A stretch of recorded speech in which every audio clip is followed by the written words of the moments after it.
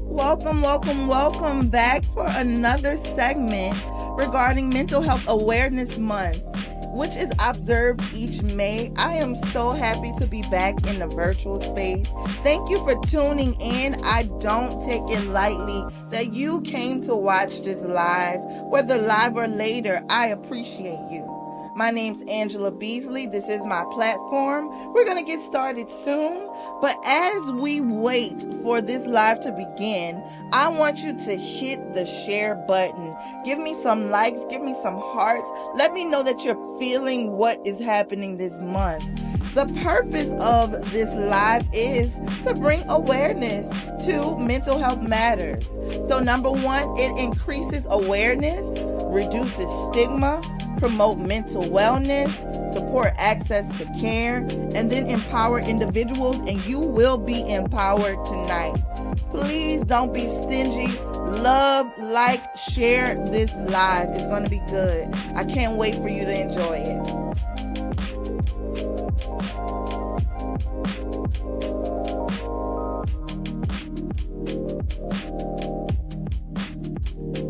All right, we're about to get started, but before we do, I want you to like and share. Give me some heart. Let me know you're feeling what we're doing here today. We're here to have a conversation about mental health and mindset for purposeful living and success. I have two amazing guests that I'm about to introduce, but first of all, let me reintroduce myself. Angela Beasley is a licensed professional counselor, international presenter, singer, and creative visionary with a heart for ministry and healing. With experience spanning mental health, media, and public speaking, she empowers audiences through faith-based insight, trauma-informed care, and authentic storytelling. A former podcaster and global presenter, Angela uses her voice, both in speech and song, to inspire transformation, cultivate hope, and restore lives across cultures and communities.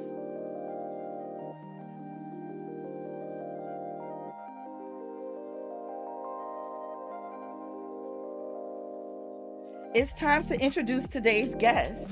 First up, Jamal Ford, better known as Jamal the Maven, a second-generation entrepreneur and visionary business strategist whose mission goes far beyond profit.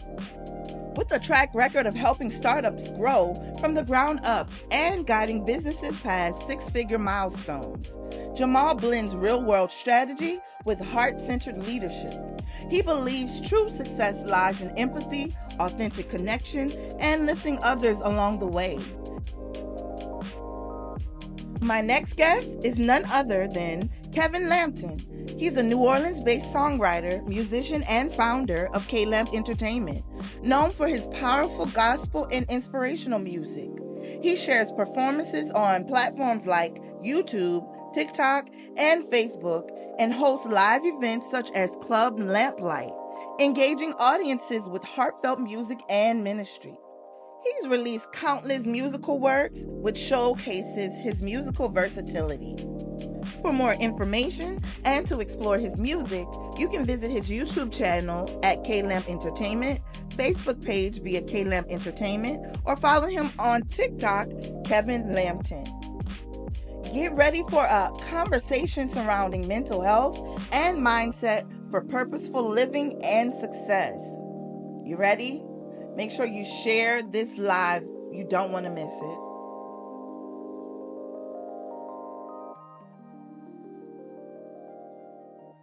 Well, welcome to another segment. I am so excited. This has been amazing this month. It's May and it's Mental Health Awareness Month, and we've been having some great conversations so far. I'm going to get into my guest in a moment, but I want to welcome you to come on in. I want you to share this live because this conversation is going to be so good. Today, we're talking about mental health and the mindset for purposeful living and success. And I have two perfect candidates to talk about this today. But why am I doing this month? Well, The purpose of Mental Health Awareness Month, which is observed every May, is to increase awareness, to reduce stigma, to promote mental wellness, support access to care, and then empower individuals. And today is about empowerment. So let's get into it. Today I have Jamal the Maven Ford. All right. And then I have Kevin Lampton of K Lamp Entertainment, Mr. Positive Thinking himself. All right. How we feeling, y'all? I'm feeling good. Yeah, feeling great. Feeling great. I'm glad that we're able to actually be together and actually, talk amongst each other. So I'm super excited to have this conversation. Absolutely. So when I thought about this topic, I thought about the importance of our mindset, right? There's cognitive behavioral therapy that I always like to tell my clients thoughts turn into things.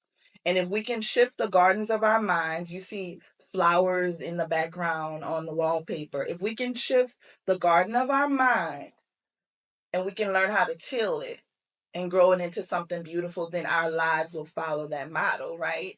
So these guys, they walk in this realm of positive thinking. I consider them to be very successful. I lean on them for guidance and um, just wisdom, right? Because of their mindset. So I want to hop on in. Let's get into the questions. All right, guys, y'all ready? Definitely. All right, y'all hit that share button. So, first question is, how would you define a positive mindset and how has it shaped your personal or professional journey? Cool. So for me, is for positive mindset is really how you see the world and how you interact with the world. I think that is super important to understand that that mentality sometimes is not easy to always have. Yeah. Sometimes you need like a mantra or something to help you carry a positive mindset. For me, I used to watch the show MacGyver, and so I used to always see how he would just make something out of nothing, and trying to see the world in a way that, hey, I'm not gonna have everything I need right now, but how can I take this and turn it into lemonade? And so Yeah. many times I always look at the world that way, like glass half full, and that's the easiest way for me to have a positive mindset and keep a positive mindset. That's good. What's a mantra? What's like a go to mantra or saying that you often use? Yeah, MacGyver mentality. That's pretty much what it is for me, and it's quick for me because it's like it's not big this big long thing. I know what it is. I know what MacGyver did. I know how he perceived the world. I know he was in danger. I know he made things out of nothing. So immediately I go to, okay, how can I make this better? What's MacGyver mentality? That's good. Oftentimes, like when I'm going into, I used to call it impossible days when I had very long days and I had to accomplish a lot of things. I would take a moment and I would tell myself, you can do this. You can get through it, right? And that fueled me to get through it. And what did I do? I always got through it, right? So, same question for you. How do you define a positive mindset, Kevin? Well, I've took on the practice of practicing positive thinking. So when you think of Just to think positive. yes, and I realized that that was a muscle that I had to develop.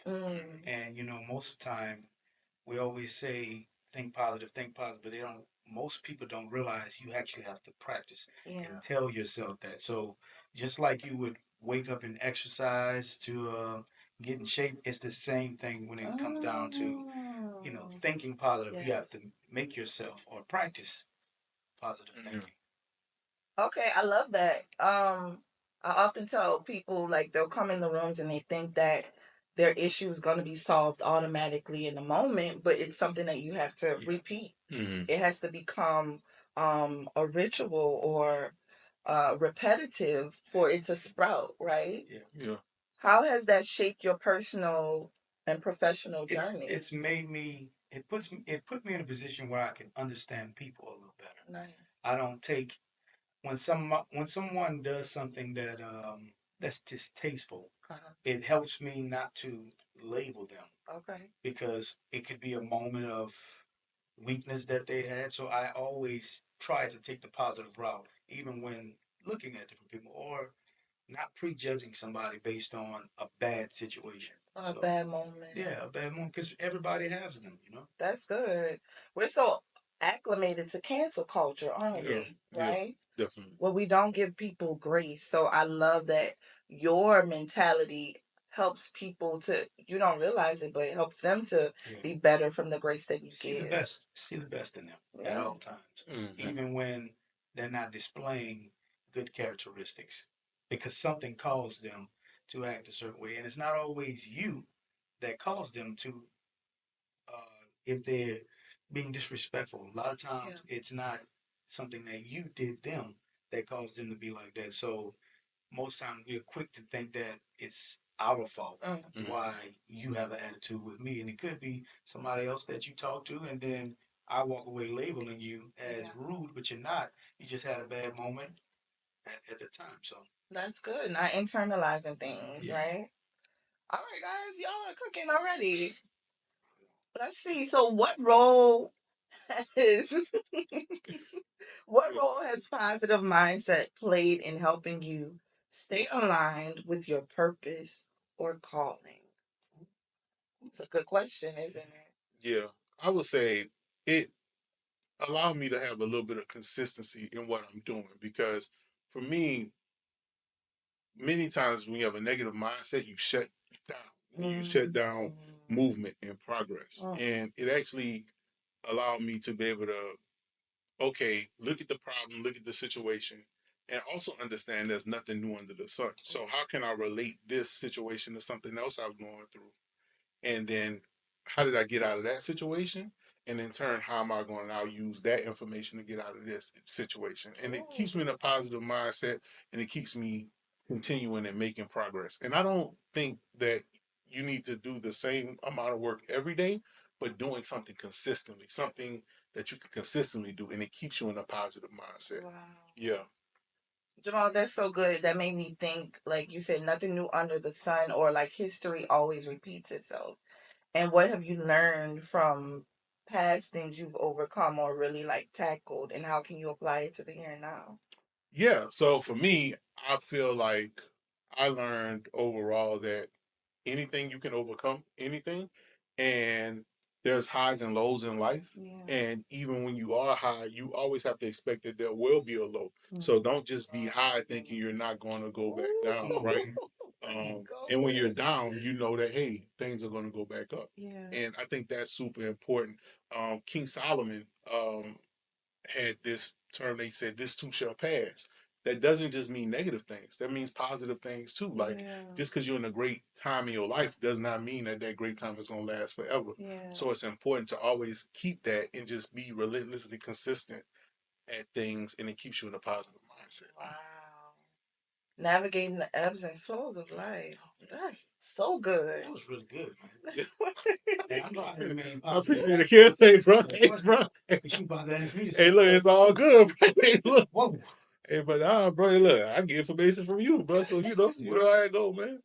But you both bring something unique to the table, so I'm excited to hear what you have to say as Oh, well. okay. Kevin, same question for you. Okay. What role has positive mindset played in helping you to stay aligned with your purpose or calling?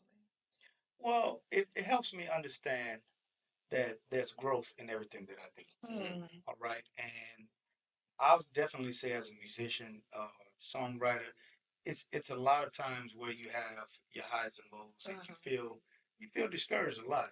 And it doesn't matter how great you are, doesn't matter how many people give you compliments, you're gonna have your times when you feel discouraged. So once again, practicing positive thinking and constantly reminding yourself what your purpose is, what you know you're called to do, it helps you to keep going. So keeping that positive attitude, it it pretty much shapes who you are, and it aligns you with who you're supposed to be. Because I can't afford to take the negative route. So it definitely it's everything to centered around what I do. Yeah. I love that. It's kind of like positive mindset is a seated position that you can't get up from your seat. Yeah. Because when you get up that seat, like you can fall, you can Yeah. You can be lose it all. removed, you Right. can, Yeah. lose it all. And did you realize that like practice positive thinking is kind of like your mantra? Yes, but I'm honestly through things like this, it's helping me realize how that saying that I say every Monday, it's literally shaping my whole life. I didn't realize that at first.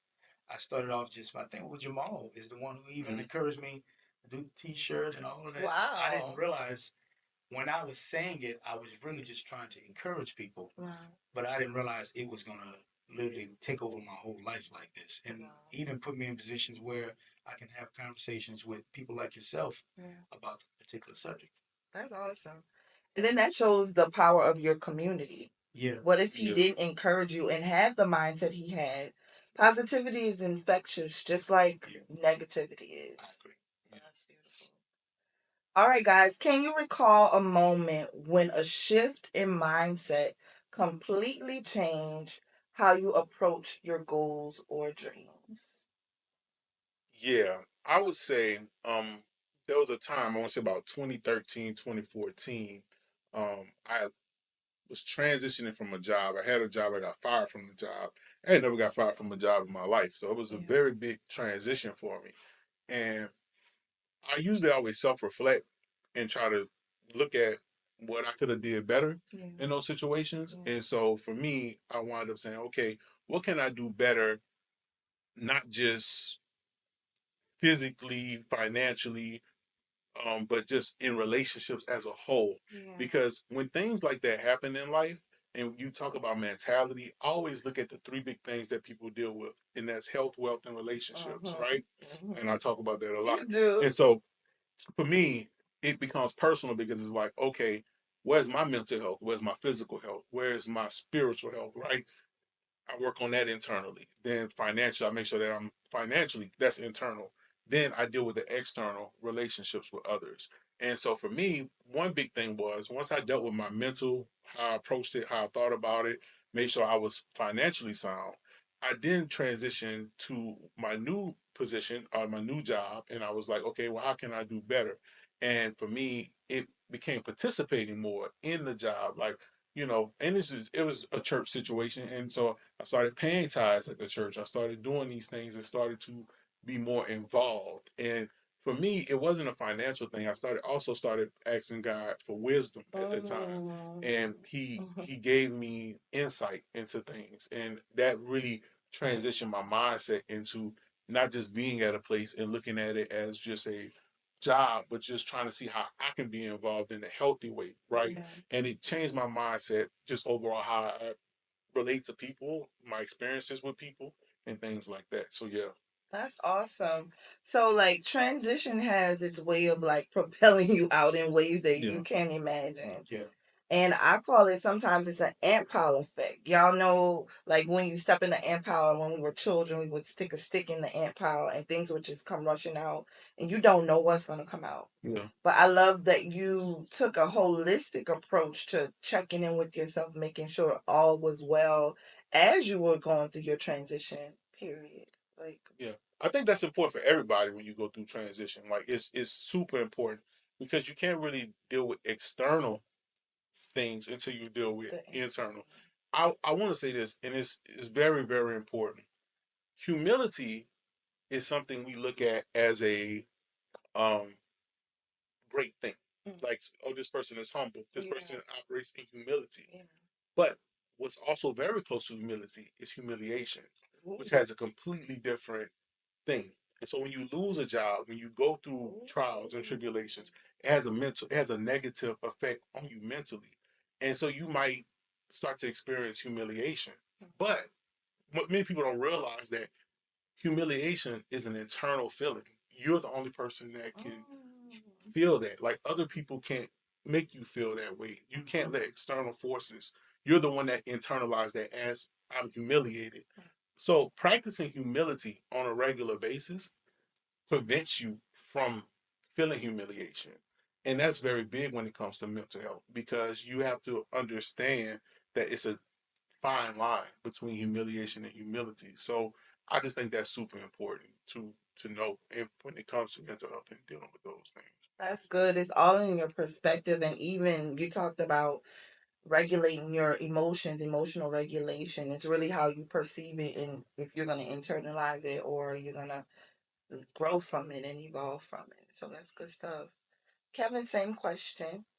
Can you recall a moment when a shift in mindset completely changed how you approach your goals or dreams? Yes, 2020. It Mm. that changed everything for Ooh, me. everything, My whole right? life. That's how I became the person that's sitting here doing this. Yeah. All because of that one moment. It was a situation where I'd always I always felt like I did maximize myself, but I didn't understand the full spectrum of who I was supposed to become. And it wasn't until I was stripped from everything, Yeah. couldn't go anywhere. I have skills that I can only use. My skills were limited in its usage Yeah. because everything was shut down. Yeah. And I think the one unique thing about me is my funny personality. Yeah. Was the one thing I never used. Most people didn't even know That how. you were funny? Yeah, because most time when I was out at events, I'm not the person that's just gonna come out and start acting like that. So Yeah. I'll be more relaxed and chill. Yeah. But 2020 was my first time publicly utilizing my full personality. Yeah. And that shifted everything for me because I thought my personality was too much. Only to discover that that's actually the essence of who I am. It made Yeah. everything make sense. People who knew me, even as an instrumentalist, nobody would ever talk about what I played. They would talk about how I played it, not from notes, not from a note perspective. It was always based on my personality. So why I did not understand this, I don't know. But 2020 put me in a position where I was able to fully embrace that side of me that I somewhat reserved for certain people. And that changed everything. And even now, I'm learning that there's other sides to me. Like just even doing this interview itself, this is new for me. Yeah. And I have moments of insecurities or feeling afraid, feeling like I may not say the right thing or I'm not pronouncing my words a certain way because I embrace the funny side of myself so much. Well, that side deals with speaking Ebonics. Yeah. And Ebonics don't always translate to everything. So 2020 was definitely the biggest shift of my life. Even with the music that I made, all of the music finally made sense. I thought it was just something that I did and I enjoyed it, but not realizing that all of that music was literally the thing that brought everybody together as a family. So, and that's still things that I'm learning even to this day. So, yeah, that was the biggest shift. Listen, and that shift helped a lot of us during the pandemic when it was a big time of uncertainty, fear, you name it. But we looked forward to logging into Club K Lamp, looking for what's on the menu, the songs, the laughter. Your personality really shined, and it helped us. A lot of us who were struggling with anxiety, depression, some people were overeating, all of that kind of stuff, but you tapping in and shifting helped many people. Well, it helped me more than it helped everybody else because what people didn't realize, what I didn't know, that I needed to act like that because I was accustomed to being that way, but with certain people. But at that time, I wasn't able to be around all those people anymore. So the people I would joke with, that got cut off. And I realized the more I act in a playful way, it was healing me and putting me in a position to where I didn't go into a depression. So I needed it more than the people that was watching it, to be honest with you. Yeah, that's beautiful, guys. Okay, so you touched down on like insecurities and different things. So the next question is, how do you bounce back from self-doubt or fear when pursuing something big? Yeah, that can be difficult. Like once again, I do believe a lot of these emotions are internal, like from the standpoint of what is failure and how you perceive what failure is. Because everybody's definition is different. Is different. For me, failure is not trying at all. Like Oh. failure is you learn something, whether you get to the goal mark or you don't get to the goal mark, Yeah. and you learn how to do it better the next time. Success is not a linear thing. is not a it moves, you know what I mean? And so you Wow. got to be able to control that, and that's why doing consistent things is important. But for me, I generally, once again, I self-reflect. I look at it, I say, okay, what did I do wrong? What could I have done better? How can I look at things that I've done in the past to make this better? And from there, I just generally just continue on the path. For me, I try to always get 3 things done a day, like minimum 3 things done, and just being consistent, like not trying to hit a home run all the time, just hitting a bunch of singles. Yeah. Because energy levels is very important and willpower is very important. And when you don't have the willpower to push through certain moments, that makes you depressed because now you're like, oh, I don't have the energy. Everybody else is doing it. Why can't I do it? And you start internalizing, you start feeling that way. And But comparison kills. it is. It's an external thing. You see what I'm saying? You're internalizing external feelings. And so you have to regulate yourself. And so for me, I know that I can consistently do this every day. And if I consistently do these 3 things, even if I had 8 things planned, I still got 3 things done. And I know there's people that's not getting anything done. So at least I'm being consistent in that. And I really believe like that's the missing piece for a lot of people who are not having success because they take off super fast and then they run out of energy and then they stop and they be like, oh my God, I can't do this. Well, you got to regulate yourself. You got to just chip away at it and don't worry about other people that you see having success and other people that you feel like, because you don't really know how long they've been at the race and you don't know what their determination of success is, right? Yeah. And everybody's definition is different. So you can't, while you might be looking at that person and thinking, oh my God, they're having so much success, they might be dying inside and you have no clue, you know what I mean? And so I think that's super important just to not necessarily look at those faulting times as failure. Look at them as, let me find another way to get there. Yeah. That's so good. That was good, Jamal. Man. Well, how do you bounce back from self doubt or fear when pursuing something big? I think I'm just gonna have to keep going back to that phrase. It's the practice Mm-hmm. positive thinking. Yeah, that's your It foundation. is, and I didn't realize how much of a foundation it is until, like I said, I started doing this. I literally tell myself every day, like, think positive, think positive. So Yeah. even when the self doubt or feeling like I'm so much of a hard worker that my being lazy is somebody's fullest potential. Right. Mm. Right. So, but here's the trouble I had. I worked so hard that I was working myself sick. Mm-hmm. I started getting migraines. I would get to the point where I couldn't listen to music, or he's experienced pressure would be on, and I would create something at the last minute that was so intricate that I couldn't remember it myself. Right. I'd have to give it to them and tell them I can't remember it because I pulled from my brain so much that my fingers couldn't play it, my brain couldn't retain it, but all I could do is pour it out. So in my case, I had to teach myself how to be Kevin lazy. Mm-hmm. I Right. operate off of, I tell myself, Kevin, be lazy. Now, that's weird because a normal person or even somebody advising you would tell you, don't be lazy. But in my case, I have to be lazy because if not, I'll get sick. Right. So that practicing positive thinking has been positive for me, but then it works against me sometimes because I had trouble determining or figuring out when I was maximizing myself or so-called being lazy. Yeah. So my level of keep going.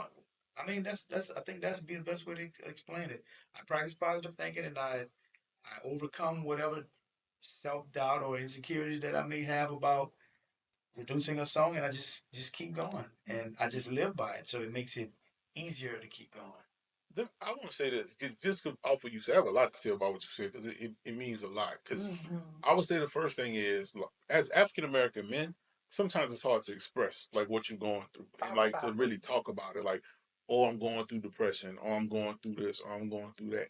And it's hard because you're supposed to be stoic. You're supposed to be silent. It's like you suffer in silence, right? And that's difficult. And one thing that I'm blessed enough to have, Kevin's blessed enough to have, is really two things. A, music.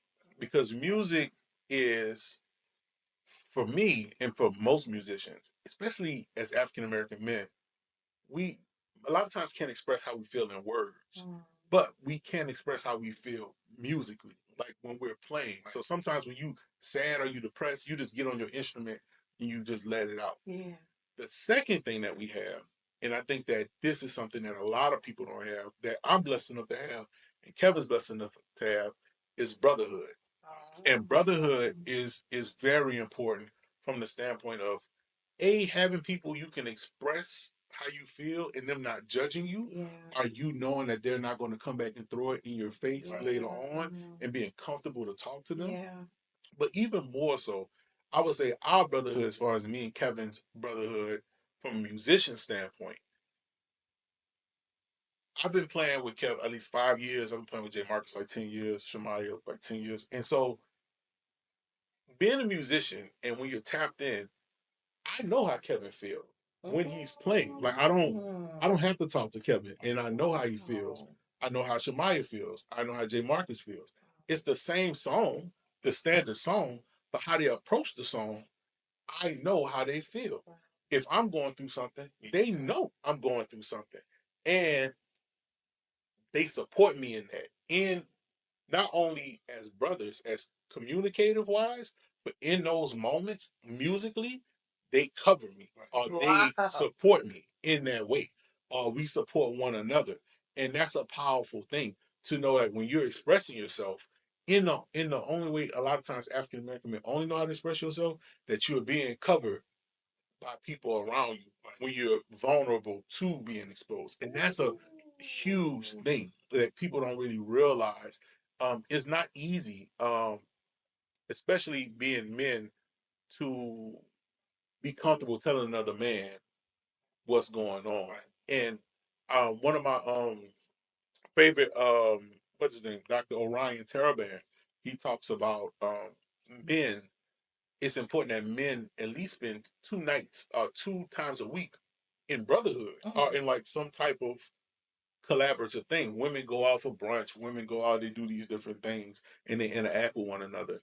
Ironically, men typically don't do that. Like we don't typically always hang out with the boys like consistently all the time. I know Kevin has done that in the past and set up things like that, but it's very hard to have that brotherhood. Us being musicians, even though we're working, ironically, we are connecting and we are expressing ourselves in a way that makes sense for us. And we're, letting people know how we feel. And that's a big thing for us, like, being musicians. But I wish more men had outlets like that and had the ability to express themselves in the comfort and know that they don't have to worry about it coming back to bite them in a negative way.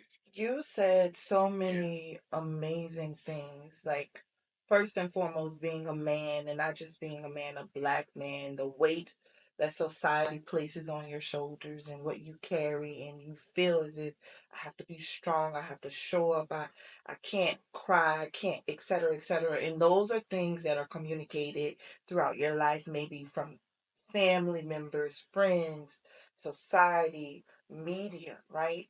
But you say, oh, you brought us into your world of music. Music is a language. I always felt as if it were because I'm musically inclined. But for you to say that the way that y'all approach a song or play a lick or uh, hit a key, it expresses what you're going through and you're communicating to your brothers. But the important part is the community that y'all have. Yeah. And y'all understand one another, and you say you can cover one another. That is huge. God really gave me the word community in 2022. And I always think when I get these downloads of these words that it's for other people, but it starts with me. And it made me think about, where's my community? Who covers me? Who am I connected to? And what you just demonstrated is the power of brotherhood, as you stated, but it falls underneath that umbrella of community. I really contribute that to Kevin, to be honest with you, because a lot of times, like in the past, in different situations, we play a song, you execute the song, you play the song that way. And that's not really how Kevin approaches it as the leader. He wants everybody to participate equally. Well, Mm. that allows people to be more open and be more of themselves, and then so they get to express themselves more. Then the more they express themselves, the more they are comfortable expressing when they're happy and when they're sad, Mm. and when they're and not just always sticking to the standard of what the song is, and not being able to really be yourself, because you learn people through music. Ironically, what's funny is, and I always tell Kevin this, I know a person's personality through how they play. Mm. Like you know, like you can tell who that person is by how they approach music. You know, Miss Jackie says that all the time. Mm-hmm. That's exactly what she would say. Yeah. I certainly think No. I agree with that. Yeah, because you know, like I, based on how someone sings, or based on how someone approaches their instrument, I don't have to talk to them. I know their personality, Mm. and that's just being tapped in into knowing and being open and receiving in that way. Wow. Yeah. Y'all, these are great nuggets. Did you have anything you wanted to no. say before we go to the next question? Yeah. Goodness. But Y'all. overall, I know we talk about mental health, but like being Yeah. able to express yourself is very important to mental health. Whether whoever you are, and having outlets to express yourself, Absolutely. and I think it's super important to find those outlets. You know, I think a safe outlet. safe out, Safe Because outlet. safe. I think with brotherhood, it gets tricky because most of the time when you think of hanging with the fellas that deals with drinking or Yeah. partying in a way that can go too far. And Yeah. I think one of our advantages is that, and it's not to put us above anybody, Yeah. but one of the advantages we have is we get to have the safe brotherhood environment where it doesn't involve over smoking, over Yeah. drinking, or something that can potentially get us in Yeah. trouble. So Correct. safe Yeah. uh, Yeah. environments. I wanted to also with the word safe. I think that's important too. A safe space is not just like off of what Kevin said, feeling safe expressing yourself. A lot of times, like even in relationships as a man, you want to say something, you can't say something, and then the person you're talking to may be like, "Oh, this is a safe, you safe to talk to me." If you got to tell me I'm safe, I'm not You're not safe. safe. I'm not safe. You know what I mean? Because I don't feel safe. Mm. If you have to tell me I'm safe, then that lets me know I don't feel safe. Because and so that's I believe that that's important, because I can't tell somebody how they feel, and they can't tell me how they feel. So knowing that you're in a safe space and feeling comfortable enough to express yourself is important too. And sometimes, we go to therapy, so we pay for safe spaces to be able to express ourselves. So I think having you can pay for safe spaces, but at the same time, finding friends and community that you do feel safe around as well. That's good. Yeah. I will say this. I am a safe space. Well, you of course you're a safe space, Ange. Are you a safe space? I've never felt uncomfortable expressing anything to you. You know what I mean, from that particular standpoint. So yeah. Okay. Y'all, this is so good. Let's hop into the next question. Do you believe success starts within?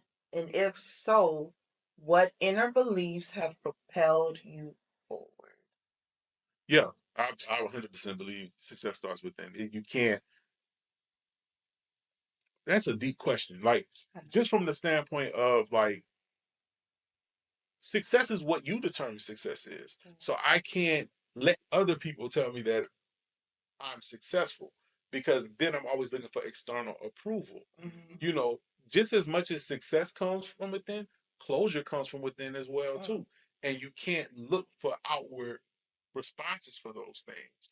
And so like I told you before, I always approach it health, wealth, and relationships, internal, then external. From that particular standpoint, it's always a reset for me, and it's always a starting point for me, whether it be business or personal, when I approach things. So it 100% starts from within. That's so good. Same question for you, Kevin. Do you believe that success starts within? Yes, I definitely think it starts from within, and it also helps determine who you have around you Yes. to to justify why you feel successful. Because the wrong people will make you feel like, even though you feel like you're successful, they will make you feel like you're not. Mm. So being confident from within and keeping that circle, a positive circle around you, not a yes ma'am circle. You're correct. Positive circle, somebody Yes. you can say what you say, and they're not judgmental on what you believe is successful. And that's why I'm happy you brought us together, because I talk to Jamal a lot, and anybody who knows Jamal, I'm not gonna say he has an answer for everything, but he's done research on enough things that can help you on your journey. So, but he never tries to measure my success based on all of the things he do. That's awesome. And he knows how to take you from where you are. So that's why I say, even after you build the confidence in yourself, don't make the mistake of putting the wrong people around you, because then you have to reset all over again, because now you got to clear out all those people who said all the wrong things to make you feel like what you were doing was wrong. I'll use an example. Clearly, I'm a musician, so one of the hardest tasks in my journey to recording was, one, defining what my purpose was in the so-called music lane. What I deemed as a good mix, to somebody who didn't understand what I was doing, they would have thought my mix was horrible. Right? Or they would have said the mix wasn't the standard. Well, what is considered the standard? And if you notice, the standard keeps changing based on, now we're in the social media era. Correct. Nobody cares that you spend $5,000 on a mix.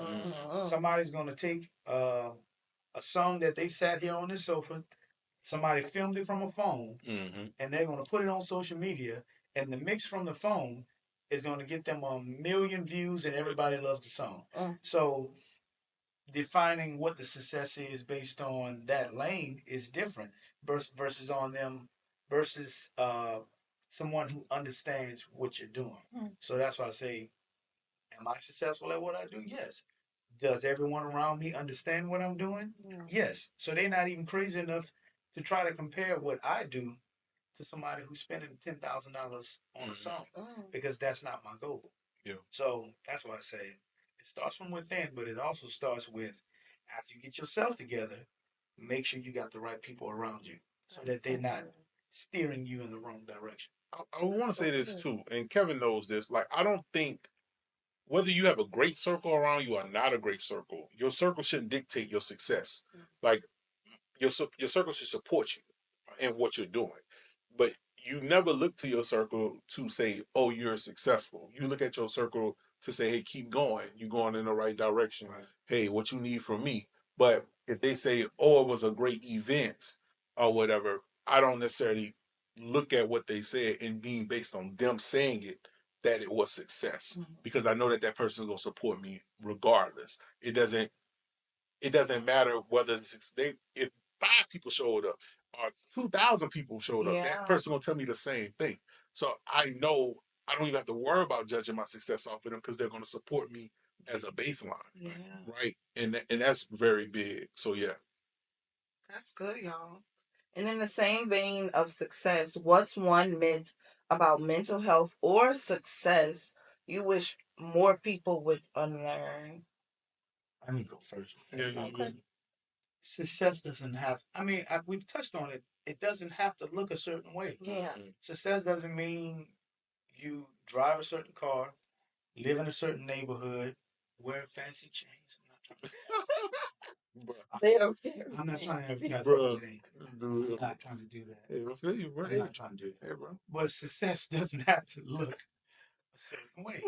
Like, it's completely different. Everybody's situation is so different. Like, success is all about a mindset. Are you happy? Like, we're in your fancy LeBeau, clearly. I want one. I haven't got one yet. I guess I don't have the money yet. It looks different on everybody. So stop trying to measure your success based on what you see somebody else has. Are you happy? That's the question. Are you happy in your space? If you're happy in your space, you've made the ultimate success. Point blank, there's people who make millions and millions of dollars and they cannot find peace in their mind. So are they truly successful in that case? Yeah. So I'm sorry. No, and just to offer you, like, offer what you're saying, like, happiness and success. Like, people generally associate happiness and success together, but happiness has different interpretation for different people. I generally associate happiness with either one or three things: either joy, love, or peace. Okay. Like, How so, about that's the song I'm teaching at the church? oh yeah. You are My tapped in. He's tapped in. He's just said he's tapped in. My God. But no, that's how I feel. Like, are you at peace? Do you feel loved? Do you have joy? And one of those things is important, more important to you than the other two. And that's the one that kind of dictates. For me, it's peace, like peace of mind, like knowing that I have peace. That's when I'm the happiest. You know what I'm saying? Like, I, as a man, and when it comes to mental health, I always think like, and this might be a little off, but you'll understand. Like, respect is super important for men. It's actually more important than love. Oh yeah. It is. We value love. You all value respect. Of course, yeah, we value respect, and so once you feel disrespected, then it becomes something different. Like, love comes and goes, respect does not come and go. At least in terms of men, because we're very analytical. Like, sometimes, and I don't know, different women are different, so I'm not putting all women in the same box. But a lot of times, it's more common for women to disrespect one another and then come back and be like, everything cool, compared to men. Once there's a certain line crossed, It's hard to come back. it's hard to come back from that. So, um, all those things play a major part into happiness and success and knowing that you are successful in what you're doing. So yeah. Listen, y'all, this conversation is so good. I am so sad that it's coming to a close, but I have one more question for my guest. And it is, we're going to start with you. Why is it important to talk about mental health in conversations about success, leadership, or legacy? Why is it important to talk about mental health? In conversations about success, leadership, or legacy. Well, it brings healing, honestly, to your mind. Even when you think you're fine. You know, I think a lot of people think they're fine and they're really not. They don't even realize that they're not okay. Because most of the time they're secluded, they're stuck to themselves, and they think because I guess nothing is going on around them, they classify themselves as being fine, and then something happens, and then they realize I don't have the skills to move forward because they've never learned it, and unfortunately, there's not enough people talking about this subject to even bring awareness to something may be off about you, or you need to strengthen. I don't want to say something off, but there are certain departments that you need to strengthen so that when your time, because everybody's going to go through that season of down, when that season comes, you can cope with it a little bit better. So that's why I think the importance of having these conversations about mental health, success, and all the other different subjects are very, very important. It goes into what he said about humility versus humiliation. Well, if you practice humility and you constantly are in that form, when humiliation takes place, you can handle it a little better. So it's the same thing when it comes down to mental health. Talk about the subject, learn about it, even if you're not affected at the moment. When it's, I don't like to say when it's your turn, but the fact is everybody has a turn. Where you're not at your best and you feel like giving up, it's easier to deal with the subject. Yeah. So Microdosing humility is super important. Like, just in spurts, just in life and for success. One big thing that happened recently, Kev on stage made a big announcement on Instagram talking about how Kev on Stage Studio shut down his online app, and he was talking about how it happened over 6 months ago, but he's finally coming out and talking about it. And the power in him just coming out and telling people what happened, what went on, that meant so much more than anything else he could do. Because so many people think success is so linear, but him expressing what he felt like was a failure, but then coming back and said it wasn't a failure. I learned all these particular things, and having people understand his mindset behind it. And how he first thought it was failure, but then how he changed his mindset and how humiliation turned into humility and understand that he did learn and he is growing and he is scaling. And I think that's super important. So microdosing humility is very big for that.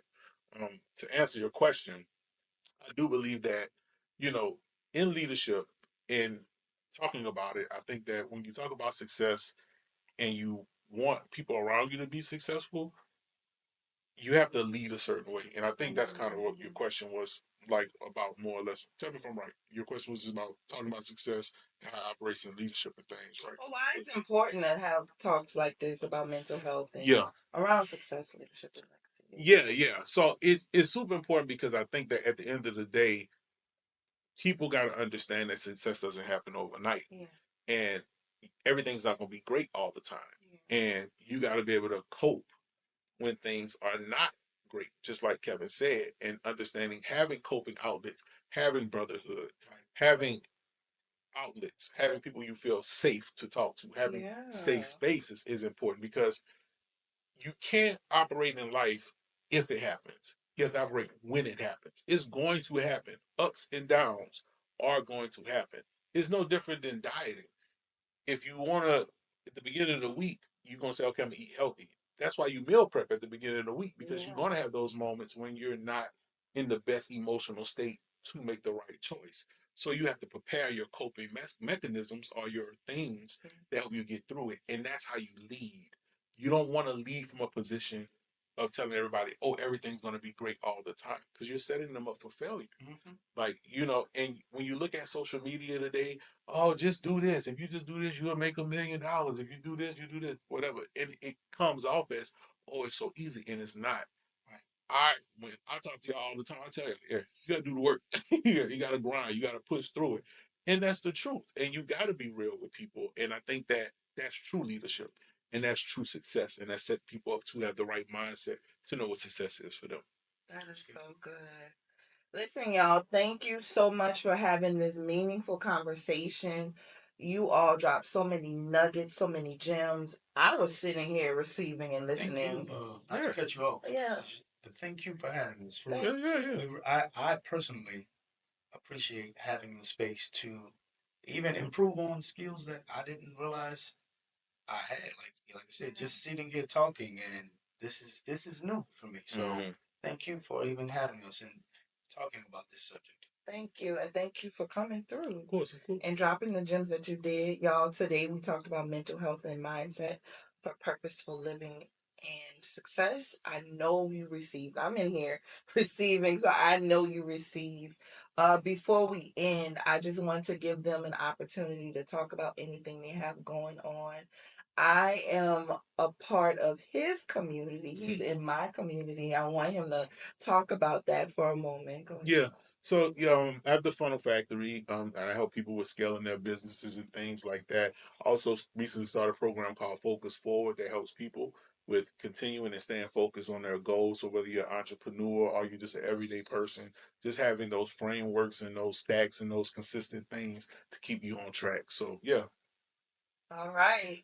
And then Kaylin? Well, I'm the guy that puts out music. Yes. So if you're looking for some music for your church choir, singable songs for the different seasons throughout the year, you tune in to K-Lamp Entertainment on Mondays at 7:50. If you miss it live, it doesn't matter because it stays up all day, and we just have a good time. Yeah, right there on Facebook. Yeah. Mm-hmm. I mean, a song for every season. See this guy. Well, thank you for tuning in. I know that you received something.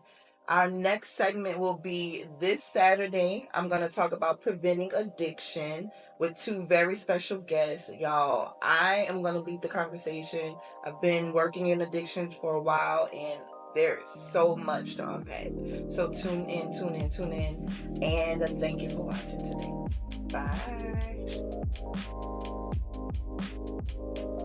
This Saturday, I want you to tune in for another mental health awareness segment regarding preventing addiction, but we're going to delve deep into the topic of addiction. I am an addictions counselor. I've been doing it for more than 3 years. I sit in group sessions with individuals who are recovering from addiction, and my two special guests have really great stories regarding that topic, and I have insight and a story to tell as well. I want you to tune in because it's going to be a powerful segment. When I tell you, you don't want to miss this. You don't. Right here on Saturday, May 15th at 12 noon. You can catch it on my YouTube channel at Angela Beasley 555, my Facebook page Angela Beasley, or right here on IG at Angie BE Creative. That's Angie BE Creative. Listen, don't miss the conversation. Thank you for tuning in. I want to thank all of my guests thus far. You have all been amazing. Thank you for your yes. We'll talk to you on Saturday. Bye.